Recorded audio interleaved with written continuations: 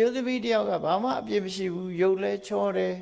နော်ကိုချင်းတရားလဲဓမ္မကောင်းတယ်ဒါပေမဲ့လို့သူ့ကိုနှစ်သက်တဲ့ယောက်ျားမရှိဘူးဆိုတာဒါယုံကြည်နိုင်သလားဆိုတော့မဟောဒရာဗဏိတကဖြေတယ်တတ္တဟာမိမဟာရာဇာသူယုံပါတယ်တဲ့လက်ခံတယ်တဲ့ပုရိသောဒုပ္ပဂောတိယ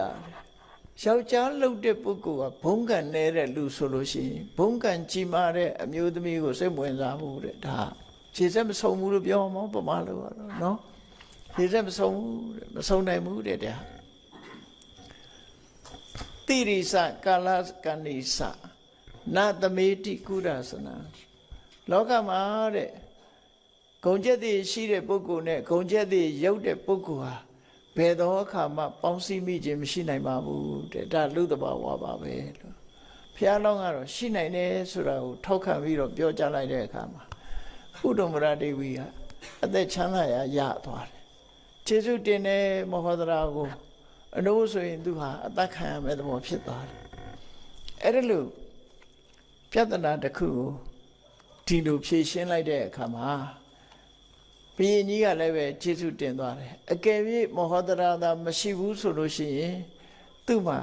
မိဖုရားတူဆုံးရှုံးသွားနိုင်တယ်သေနကလို့ဆိုလို့ရှိရင်ဒီမိဖုရားကိုသူသေတံပေးမိမှာပေါ့ခုမဟောဒရာရဲ့ကျေးဇူးကြောင့်ဒီမိဖုရားကိုသူမဆုံးရှုံးတာဖြစ်တယ်ဆိုပြီးတော့ခြေနှပ်ပြီးတော့စုငွေတသိန်းဘုရင်ကြီးကဆုချတယ်ကက်ရှ်တောင်းပေးတာနော်စုငွေတသိန်းတခါလည်းပေးတယ်ဒါဆောင်ပေးတာအဲ့တော့ဥဒ္ဓမရဒေဝီကလည်းပဲမောဒရာကယ်ပေလို့သူအသက်ရှင်ရတယ်ဆိုပြီးတော့ဘုရင်ကြီးချူကိုခွင့်တောင်းတယ်မောဒရာကိုသူမောင်လေးအဖြစ်မွေးစားပြရစေသူ့ကြောင့်အသက်ရှင်ရတော့မောဒရာကိုမောင်လေးဖြစ်မွေးပြရအဲမွေးစားဘုရင်ကြီးကလည်းခွင့်ပေးလိုက်တယ်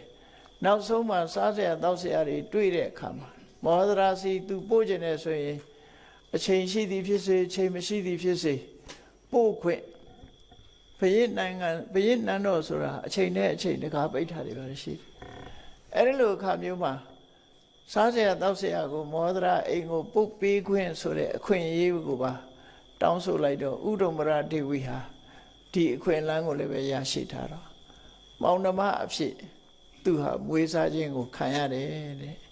ဒါနန်းတော်ရောက်ပြီးတော့ဆုလိုက်ရတာ၄ချိန်မြောက်ဆုလိုက်ရခြင်းပဲဖြစ်တယ်ပေါ့အဲ့ဒါလို့ဖះလောင်းဟာပညာစွမ်းနဲ့အခက်ခဲတွေမှန်သမျှကိုဖြည့်ရှင်းပြီးတော့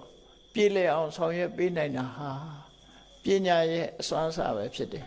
ပညာဆိုဒီမှာဘယ်သူ့ကိုမှဒုက္ခမပေးဘဲနဲ့အလုံးကိုပြည့်လည်အောင်ဆောင်ရွက်ပေးနိုင်တဲ့စွမ်းတတ္တိတစ်မျိုးဖြစ်တယ်ဆိုတာကိုသိရှိနားလည်ပြီးဘုန်းကြီးတို့တွေလည်းအရာရာမှာဆင်ញင်စဉ်းစားတဲ့ပညာအရေးချင်းတွေတိုးပွားအောင်တို့တွေသတိထားပြီးကြိုးစားကြရမှာဖြစ်တယ်လို့ကိုယ်စီ